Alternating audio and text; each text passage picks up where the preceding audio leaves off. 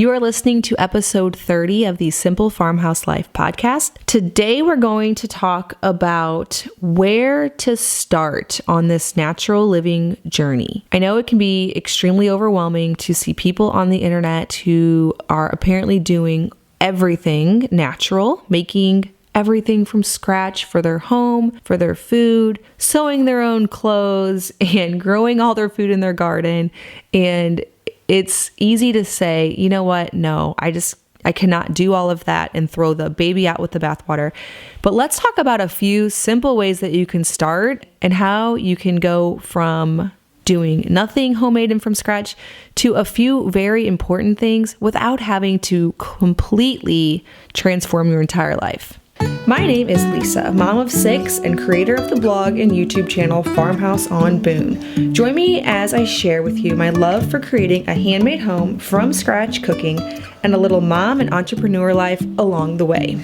First of all, I'm totally in the camp. You don't have to do everything perfect for your family to be okay. I know there's been times in my life where I would lay in bed at night and think about the day and think about how I could have done it better, stress myself out and lose sleep. And after being a mom now for 11 years, watching kids go through a lot of the phases, of course, we haven't reached teenagers yet.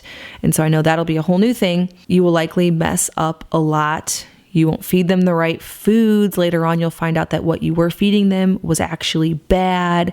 You won't teach them the right way. You will have them in the wrong activities, or there will be something that you could easily beat yourself up over. But it seems like if you love them and you care for them and just raise them in a home where they are accepted, that it really covers over a lot of things. And so perfection just isn't the goal. That disclaimer out there, you won't do things perfectly no matter what, and really it's probably okay. But natural living is a good pursuit to lessen your environmental footprint, to learn skills that could carry you through times of hardship, to be a little bit more frugal and waste less by doing things from scratch in the natural way. But again, it isn't the end all be all. There are times in life that are survival mode where none of this should even apply or enter your mind. Now, with that being said, I do find that there are times that we think we're in survival mode that really don't warrant that. And so, be honest with yourself about where you are and whether or not it's a good time in your life, or if you'll just be stressed out by learning something new. I probably have people all across the spectrum on where they are on their natural living journey, from I've never made any food at all to I make most of our meals completely from scratch. I haven't gotten into fermenting vegetables yet, but I do have a sourdough starter bubbling away on the counter. No matter where you are on that, the main goal in getting started with natural living or advancing in your natural living skills is to just work on one thing at a time. I have to go back in relating to this to when I first got married and just remember how I felt when I first got married. I was 22 years old, and at the time I had not done a whole lot of cooking. I remember in my dorm room in college having a George Foreman grill and patting up burgers and cooking them on there and having like a homemade burger and marinating some chicken breasts. At the time, I didn't know anything about using whole chickens, and I would put chicken breast in a Ziploc bag with some marinade and cooking those on the George Foreman grill, and maybe serving it with, I don't remember even what I would serve that with because we didn't have a whole lot to cook with. But that is where I started with cooking. At the time, I literally looked at a cookbook to figure out how to make a burger and chicken. Thinking back to those times and all the practice and all of the experience that has gone into the last 12, 13 years, yeah. I graduated college 13 years ago. Gosh, 14 years really makes such a difference in what you know about cooking as long as you keep on learning. So if that's you and you're just starting right there, grab a cookbook and just start. You do not have to be making your own bone broth and homemade soups.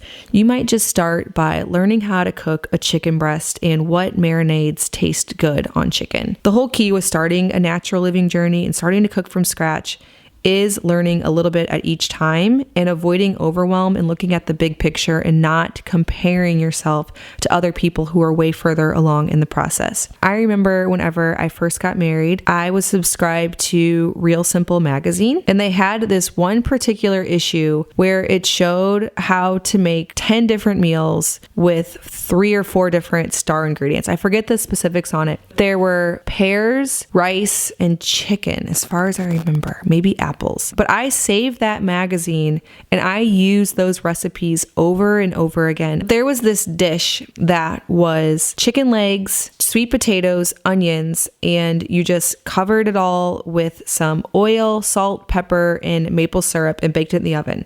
I made that dish over and over and over again. But what that really taught me was a few things about ingredients. I learned how to cook chicken until it was not overly cooked so that it was dry, but not undercooked, and how to make it just the right amount of flavor, the right amount of salt. I learned that sweetness went well with chicken and sweet potatoes and onions, and that they all really complemented each other.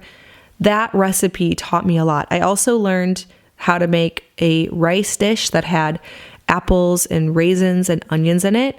Something that I would have never thought to combine before, because I would have thought that adding sweetness to rice would have been disgusting. But following that recipe taught me about those flavor combinations. I remember after Ruthie was born, I really started wanting to cook more healthy. So the first year of marriage, I've been following recipes in a Betty Crocker cookbook that I got from my wedding, and some more recipes that I'd saved in a binder from magazines. Then about a year in, I got this cookbook called What the Bible Says About Healthy Living Cookbook. This was the first time that I ever thought about cooking completely from scratch. He talked a lot about things that now I'm not really sure, after doing more research, that are completely healthy or the way to exclusively cook. Like in it, he talks about not eating pork, and we definitely eat pork now. And he also talks about a lot of whole grains, but he doesn't really talk about soaking or souring them.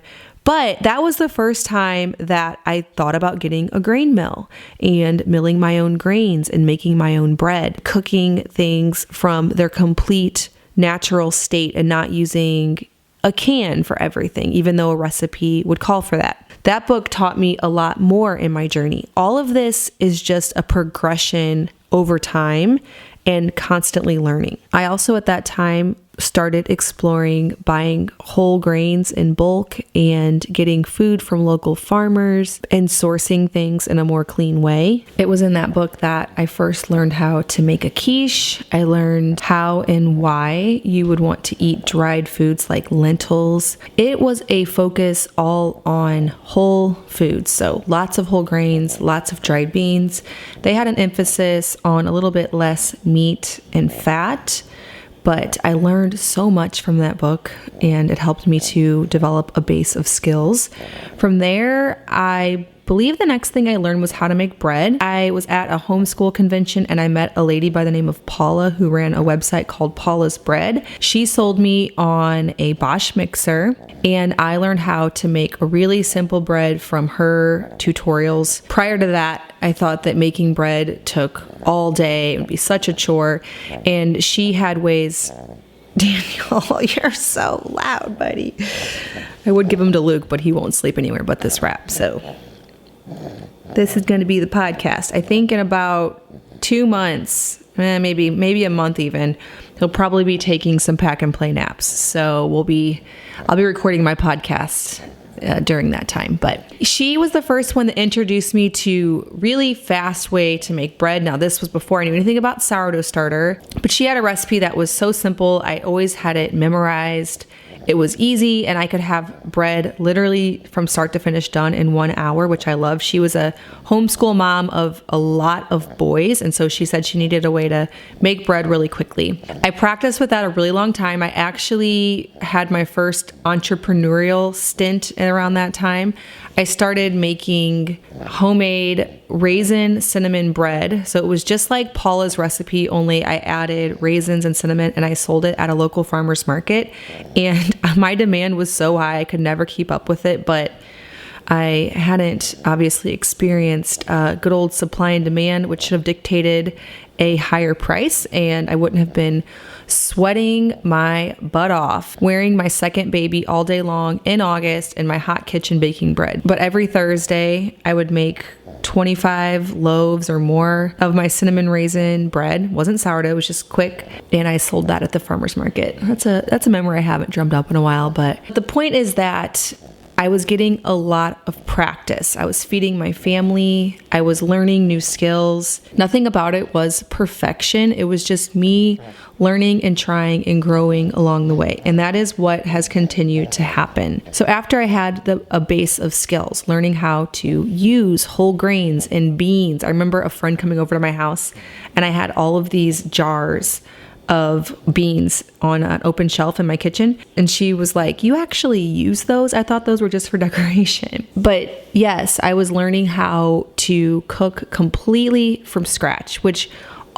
even though it sounds really intimidating to hear the word cooking from scratch, all that is taking ingredients that haven't been transformed in any other way. So they haven't been processed or anyone's added anything to them. They're just whole basic ingredients and turning them into something edible. It's just taking a dried bean and boiling it until it's soft and adding salt. It is taking a roast and cooking it until it is tender and adding some carrots. Just as a lot of experts recommend, it's taking the outside of the grocery store, so none of the aisles which have all the processed food, and cooking from that. The produce, the grains, the dairy, anything that's just basic and is in its original form. So after learning that base of skills, how to cook meat, how to cook beans, how to cook whole grains, and make a simple loaf of bread, I started branching into fermenting and into sourdough. I don't remember really which one came first. I'm kind of thinking it was sourdough.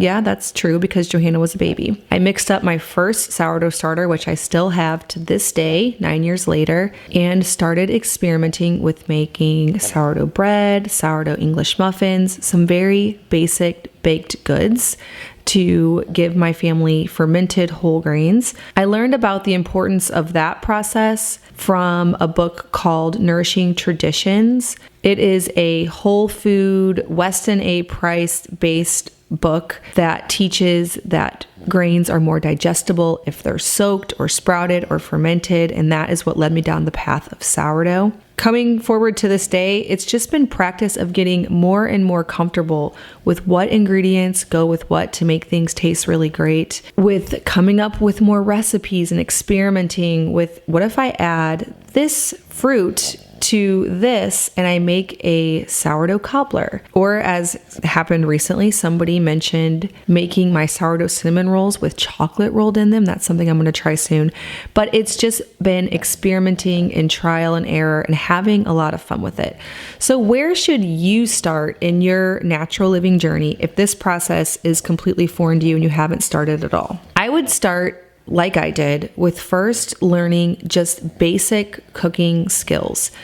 Look at the things that maybe you used to avoid at the grocery store, like a bag of beans or a fruit or a vegetable that you've never seen, or maybe start with adding something in that you're not used to buying.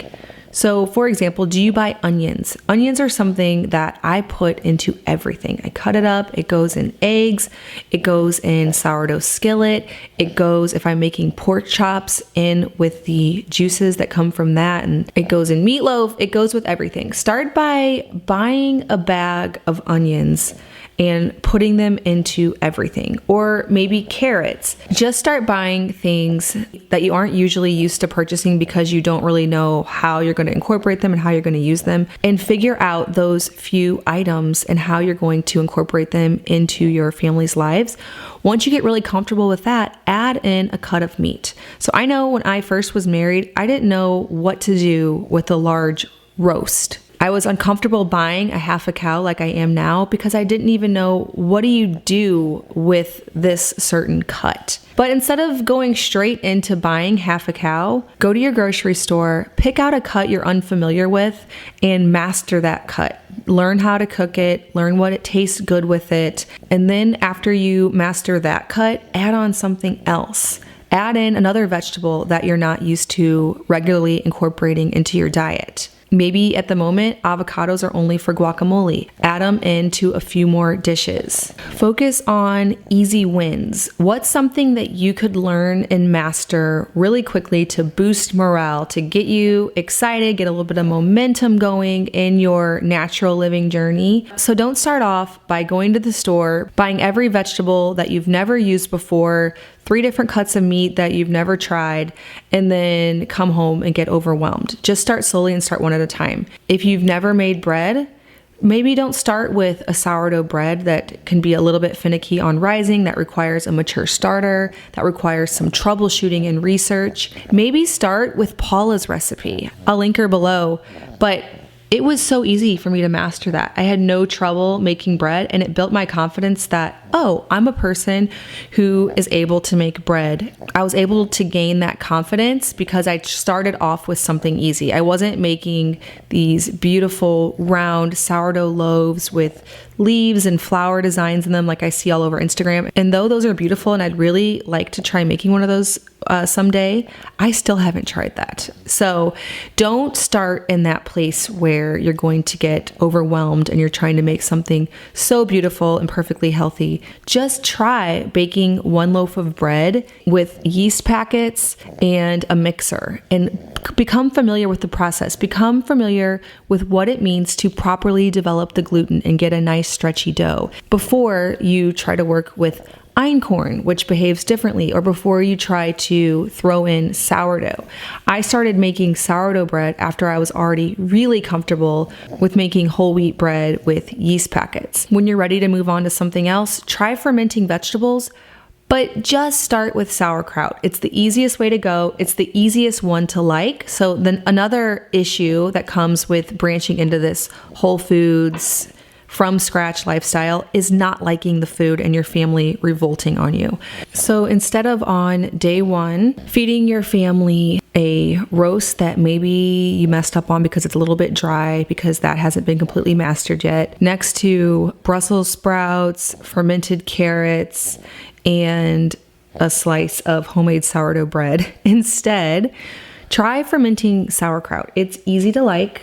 I find that almost all kids like it too. Another option would be fermenting some cucumbers and giving kids that familiar taste of pickles.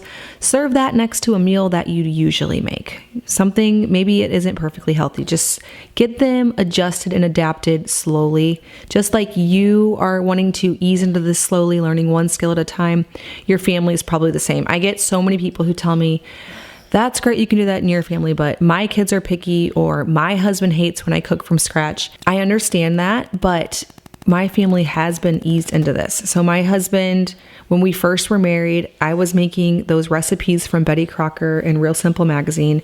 They were regular American, easy to like foods. And that's not to say that what I make now isn't also. It is. But he's been eased into eating sauerkraut on the side and having bread that isn't perfectly fluffy Wonder Bread, but it is whole grain, long fermented, sourdough bread. And my kids are the same. They've been eased into that. They're used to it, to the point where bread is delicious no matter what it is. If they're getting bread, they're happy, even if it's sourdough bread, but they're used to that. That's always been what's been available for them. And I think that anybody can get used to it. I think that I do have kids that could have been really picky, because my pickiest kid, he's still picky for our family, but I think that he eats things that a lot of kids wouldn't touch just because he's so used to it. He doesn't really know there's an option.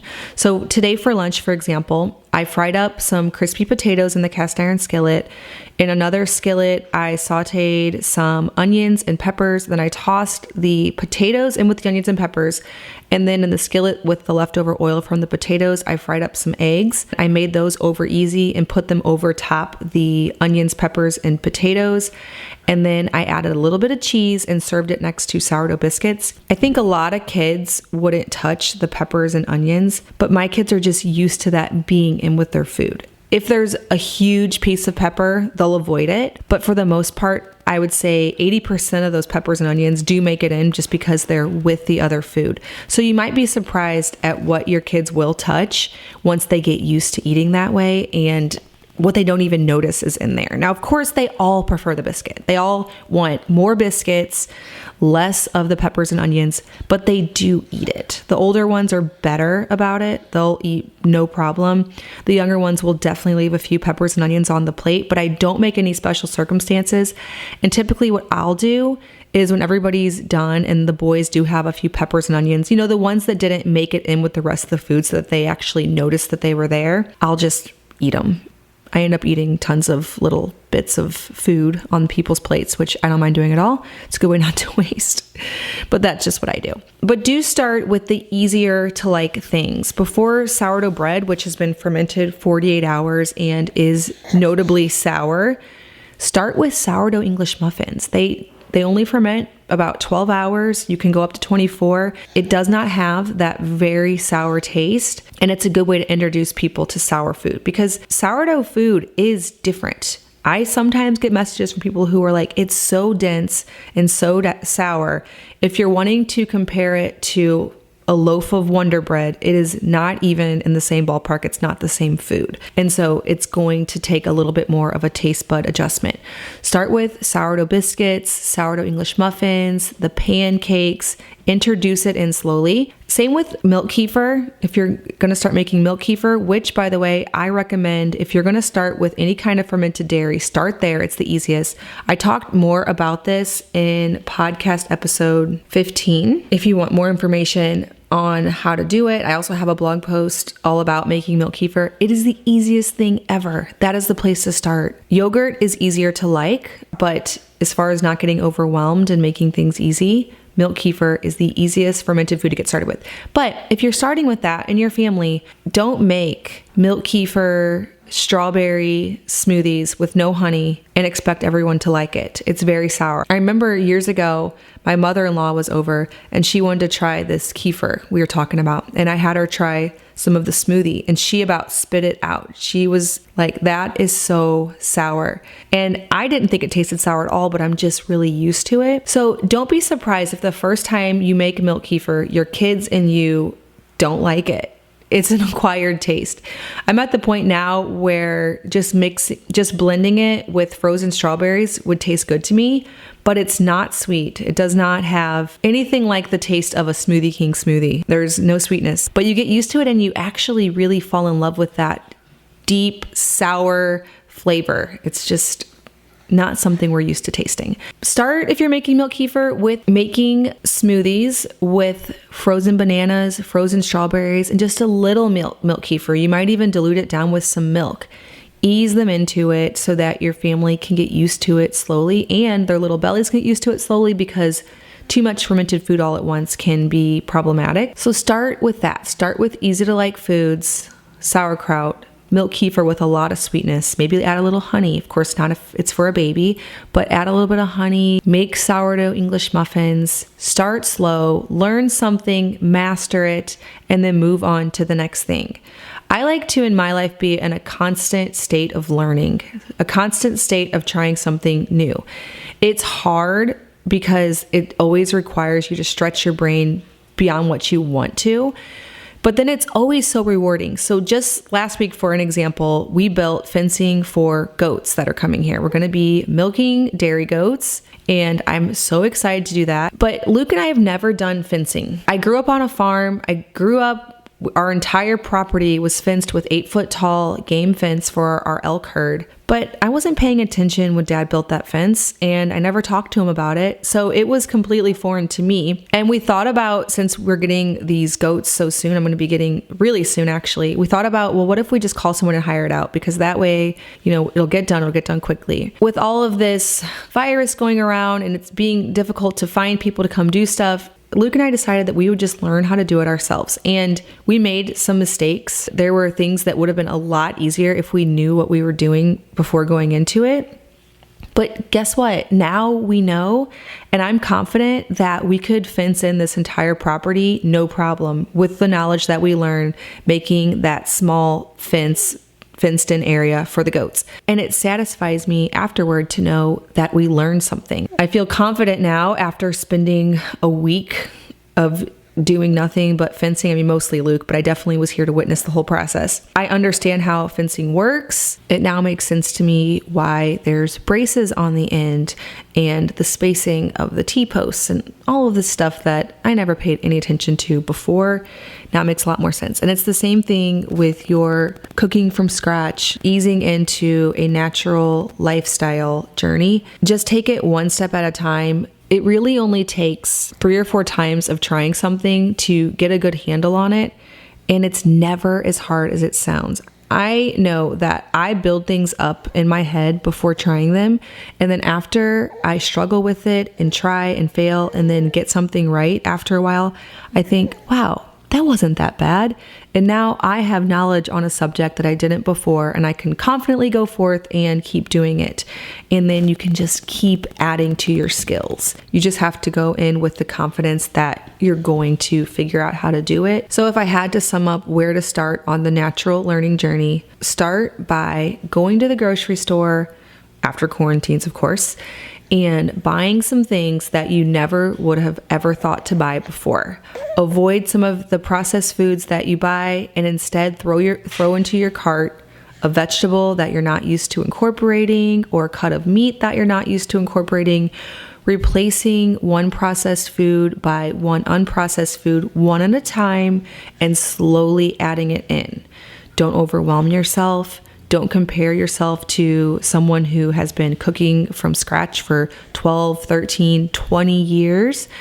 One by one, learn it, and then confidently move on to the next thing. I hope that sums up your answer. If you're wanting to dive a little bit more all in than grabbing a few things that you're not used to buying, start with sauerkraut, milk kefir, and homemade bread. Not sourdough, just regular homemade bread, because those 3 things will teach you a lot. They'll teach you how to ferment dairy, how to ferment vegetables, and the basic science behind gluten and bread dough. Try those. I will leave links in the description box to those 3 things. I have tutorials for milk kefir, all the information you'd ever want to know, sauerkraut, and I'll link Paula because her basic bread recipe is where I started. It's where I learned the science behind all of it, got a feel for what well-kneaded dough felt like, and learn that whole process. Thank you so much for listening, and I'll see you in the next episode of the Simple Farmhouse Life podcast.